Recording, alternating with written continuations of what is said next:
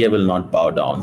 मुझे मुझे मेरी ये असेसमेंट कहती है anti Americanism will start in India, pro Modi sentiments will start in India. उम्मीद थी वाशिंगटन में, वो ये थी कि नरेंद्र मोदी और डोनाल्ड ट्रंप की फ़ोन कॉल होगी और उस पर डील हो जाएगी, लेकिन दिल्ली के अंदर एडवाइस दी गई कि आप फ़ोन कॉल ना करें और आगे ना बढ़ें। इंडिया जो है वो 25% है, सो 6% डिफरेंशियल है, लेकिन इंडिया के पास मसल इतनी है इंडियन गवर्नमेंट के पास, या उसको कॉस्ट इतना एडवांटेज है उनको कि वो जो डिफरेंस है वो पूरा कर लेता है। पता नहीं ये ट्रंप को किधर से पता चला कि कोई मैसिव अमाउंट, मैसिव उसने लफ्ज इस्तेमाल किया है। जुम्मे की नमाज के बाद मौलवी साहब ने कहना था मुबारक हो आप सबको, हमने मिडिल ईस्ट को पीछे छोड़ दिया है, कुछ तेल के फवारे जमीनों के नीचे से निकल आए हैं। एनर्जी बिल बहुत है। बात तो आपकी बिल्कुल दुरुस्त है, तेल की हमें जरूरत है, लेकिन तेल की अमेरिका को जरूरत होती है। तेल के पीछे अमेरिका किधर किधर नहीं पहुंचा है। हमारा तेल हमारे पास ही रहेगा ना, हमें फायदा भी होगा, या सारा अमेरिका के खूह खाते में चला जाएगा। दोस्तों,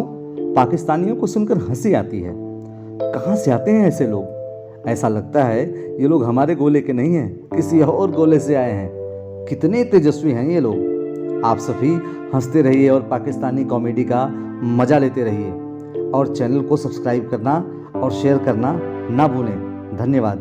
हवाले से अमेरिकन एडमिनिस्ट्रेशन बहुत क्लियर है that India needs to stop buying oil from Russia. This is what is saying. ठीक है ना जी, ये उन्होंने बात जो है वो की है। तो सवाल सीधा सा है, देखें इंडिया एक इम्पॉर्टेंट बड़ा प्लेयर है, इस सेंस में उनकी मार्केट बहुत बड़ी है, इकॉनमी बहुत बड़ी है, लेकिन एट द सेम टाइम उनकी ज़रूरियात बहुत बड़ी हैं। The most important thing is there needs. आप देखिए ना, 1.4 बिलियन मुल्कों की पॉपुलेशन को चलाना कोई आसान काम नहीं है। समझ रहे हैं आप बात? सो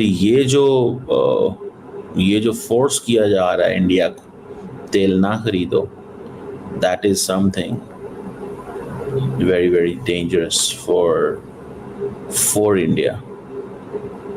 लेकिन मैं आपको इतना बता सकता हूँ कि इंडिया विल नॉट बाउ डाउन।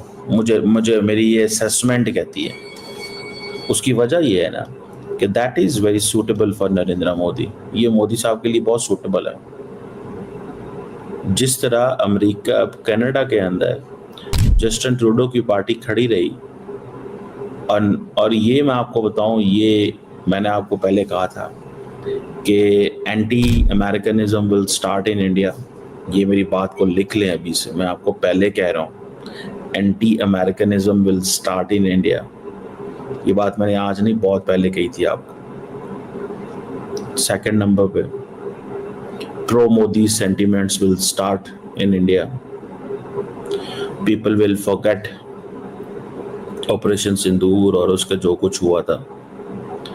चौथे नंबर पे, Narendra Modi and Jaishankar will start saying कि भाई साहब हम अपनी आज़ाद खर्चा पॉलिसी को इग्नोर नहीं कर सकते। हम अपनी आज़ाद खर्चा पॉलिसी को इग्नोर नहीं कर सकते। इंडिया झुकेगा नहीं, इंडिया बिकेगा नहीं, इंडिया जो है वो चुप नहीं कर सकता। समझ रहे हैं बात? इंडिया चुप नहीं कर सकता। दैट्स व्हाट इज इम्पोर्टेंट, जो मुझे नजर आता है। ठीक है, इंडिया के लिए वो सीधी सी वो बात है, ठीक है, कि जी अब जो मर्जी कर लो आप लोग, ठीक है, हमने नहीं झुकना, हमने नहीं बिकना, हमने नहीं रखना। जो 30 साल की कन्वर्जेंस है भारत और अमेरिका के ताल्लुकात में, वो फोर्स करेगी डोनाल्ड ट्रंप को कंसेशंस ऑफर करने के लिए, और हमें कुछ ज़्यादा करने की ज़रूरत नहीं है। और यहाँ ही मिसमैनेजमेंट हुई दिल्ली की तरफ से, और एंड में जाके सदर ट्रंप ने कहा कि हम डील नहीं करेंगे। हत्ता कि पिछले हफ्ते के शुरू तक, पीर मंगल के दिन तक, जो उम्मीद थी वाशिंगटन में, वो ये थी कि नरेंद्र मोदी और डोनाल्ड ट्रंप की फ़ोन कॉल होगी और उस पर डील हो जाएगी, लेकिन दिल्ली के अंदर एडवाइस दी गई कि आप फ़ोन कॉल ना करें और आगे ना बढ़ें, क्योंकि ट्रंप आपसे बहुत ज़्यादा मांग लेंगे और फिर आप मना नहीं कर सकेंगे उस डील कॉन्वर्जेशन के अंदर। और वहाँ से जो है कोलैप्स हो गई पूरी पूरी की पूरी डील। इसका मतलब ये नहीं कि डील आने वाले हफ्तों में नहीं होगी, लेकिन धचका ज़रूर पड़ा है। और मेरे नज़दीक धचका जो है वो इसलिए पड़ा है क्योंकि दिल्ली के अंदर इस बात की रिकग्निशन नहीं की गई कि ये एक दूसरा वाशिंगटन है। सदर ट्रंप की अप्रोच मुख्तलिफ है और उस अप्रोच के साथ अगर आपने आगे बढ़ना है तो आपने कंसेशंस ऑफर करना होंगी, जो कि भारत करने को राजी नहीं था। साहब, अब हमने देखा यूरोपीय यूनियन ने काफ़ी मामलात में कंसीड किया, उन्हें डील मिल गई और खुद यूरोपीय यूनियन का जो इत्तेहाद है उसके बहुत सारे ममालिक खुश नहीं हैं उस डील से। उन्हें लगता है कि हमने बहुत ज़्यादा कंसीड कर दिया है जिसके हमारी मईशत पर नुकसानात होंगे। भारत में एक सोच ये भी है कि अमेरिकी सदर ब्लफ कर रहे हैं और इवेंचुअली वो मान जाएंगे। अगर हम देखें वियतनाम, कंबोडिया, श्रीलंका, बांग्लादेश, तो वो सारे के सारे 19 और 20% की रेंज में हैं और इंडिया जो है वो 25% है। सो 6% डिफरेंशियल है, लेकिन इंडिया के पास मसल इतनी है, इंडियन गवर्नमेंट के पास, या उसको कॉस्ट इतना एडवांटेज है उनको कि वो जो डिफरेंस है वो पूरा कर लेता है। तो अगर कहा जाए कि हमें कितना एडवांटेज मिला है तो डेफिनेटली हमें एडवांटेज नहीं मिला। हालांकि हमारी जो निगोशिएशंस थी काफ़ी इंटेंस थी, काफ़ी डिटेल्ड थी, हमने काफ़ी चीज़ें ऑफर की हैं बनिस्बत। अगर हम श्रीलंका को देखें तो श्रीलंका ने क्या चीज़ ऑफर करी है, कुछ भी ऑफर नहीं किया, लेकिन तब भी उसका जो टैरिफ आया है वो 20% आया है। So as far as I'm concerned, as far as the textile industry is concerned, हम बेहतर टैरिफ एक्सपेक्ट कर रहे थे। हम 15 की रेंज में एटलीस्ट एक्सपेक्ट कर रहे थे कि 15% आएगा। आफ्टर ऑल नेगोशिएशंस जो गवर्नमेंट ने हमारी मेहनत की है, आई मीन काफ़ी ट्रिप्स लगाए हैं, फील्ड मार्शल ने भी ट्रिप्स इस पे वो अग्रीमेंट्स किए थे, इस पे डिस्कशंस की थी। हमारे फाइनेंस मिनिस्टर 2 मरतबा जा चुके हैं, डार साहब जा चुके हैं, लेकिन जो रिजल्टेंट है वो वही 19 और 20% आया है जो दूसरों पर थे।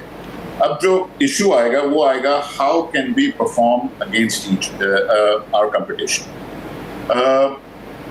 अब जो बात आ जाती है वो सारी आ जाती है कॉस्ट ऑफ डूइंग बिजनेस की, and that is where our weakness comes in. क्योंकि आखिरी 2 साल में जितना कॉस्ट ऑफ बिजनेस पाकिस्तान का बढ़ा है, गैस हो, इलेक्ट्रिसिटी हो, टैक्सेस हो, और नाउ जो आखिरी लास्ट वीक में इन्होंने